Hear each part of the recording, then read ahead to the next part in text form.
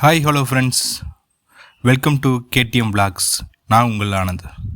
So ஈவினிங்னாலே இல்லை மழை சீசன்னாலும் நமக்கு டக்குன்னு ஞாபகத்துக்கு வர்றது சூடாக சாப்பிடணுன்றது தான். ஸோ அதுலேயும் பஜ்ஜினா அது தனி ஃபேவரேட் தான். ஸோ அந்த பஜ்ஜியை 5 மினிட்ஸில் எப்படி பண்ணுறன்றதான் பார்க்க போகிறோம். 2 டைப்பாக பண்ணலாம். ஒன்று ரெடிமேட் பஜ்ஜி மாவே இருக்குது. ஜஸ்ட்டு நம்ம வாங்கிட்டு நம்ம இங்கே வீடியோவில் காட்டியிருக்க மாதிரி ஜஸ்ட்டு கொஞ்சம் கொஞ்சமாக தண்ணி ஆட் பண்ணி ஸோ அப்படியே கொஞ்சம் அந்த பஜ்ஜியோட கொஞ்சம் சாலிடில் வச்சுட்டு அப்படியே நம்ம கொஞ்சம் கொஞ்சமாக நம்ம வாழைக்காயோ வெங்காயமோ போட்டு கொஞ்சம் கொஞ்சமாக அது டிப் பண்ணிப்பாங்க.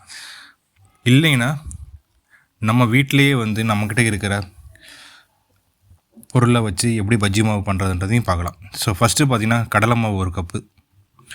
ஸோ அடுத்து ஒரு அரிசி மாவு 2 ஸ்பூன். அது எதுக்குன்னு பார்த்திங்கன்னா நமக்கு கொஞ்சம் முறுமுறுன்னு இருக்கிறதுக்கு. அப்புறம் ஓமம் 1 டீஸ்பூன். அது பார்த்திங்கன்னா நம்ம டைஜஷனுக்கு ரொம்ப நல்லாயிருக்கும். கொஞ்சம் உப்பு, பெருங்காயம் 1 சிட்டிகை, மிளகாத்தூள் 1 ஸ்பூனு. ஸோ அப்புறம் நமக்கு தேவையான வாழைக்காயோ இல்லை வெங்காயமோ இல்லைன்னா குடமிளகா இல்லைன்னா காலிஃப்ளவர். ஸோ இந்த மாரியில் இதை வச்சுட்டு நம்ம பஜ்ஜி நம்ம போடலாம்.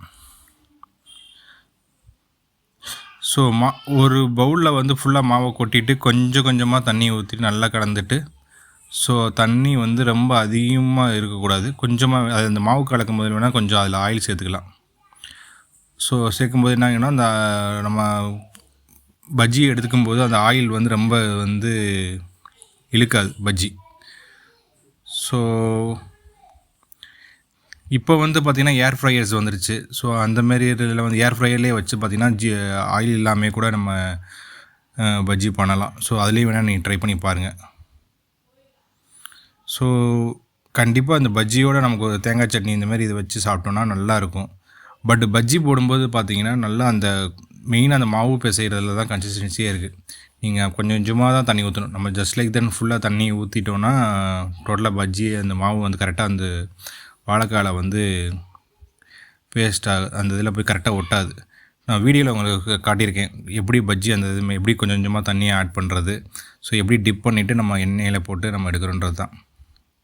ஸோ ஃபைனலாக ஒரு தேங்காய் சட்னி, ஒரு புதினா சட்னி அப்படியே ஈவினிங் ஒரு டீயோடு வச்சு சாப்பிட்டோன்னா சூப்பராக இருக்கும். பட் இது என்னோடய டயட் சீரியஸை ஃபாலோ பண்ண கண்டிப்பாக கிடையாது. இது நம்ம வீட்டு கிட்ஸுக்காக பண்ணுறது தான். ஸோ அவங்களுக்கு ஒரு ஈவினிங் டயத்தில் ஒரு நல்ல ஸ்நாக்ஸ் பண்ணி கொடுக்குறதுக்குன்னா இது யூஸ் பண்ணிக்கிங்க. ஸோ கண்டினியூஸாக என்னோடய டயட் சீரீஸை ஃபாலோ பண்ணுறீங்க. ஃபாலோ பண்ணாதவங்க கண்டிப்பாக ஃபாலோ பண்ணுங்கள். சப்ஸ்கிரைப் பண்ணுங்கள் ஃப்ரெண்ட்ஸ். உங்கள் ஃப்ரெண்ட்ஸுக்கு ஃபேமிலிக்கு ஷேர் பண்ணுங்கள். Thank you so much. நான் உங்கள் ஆனந்த். பாய்.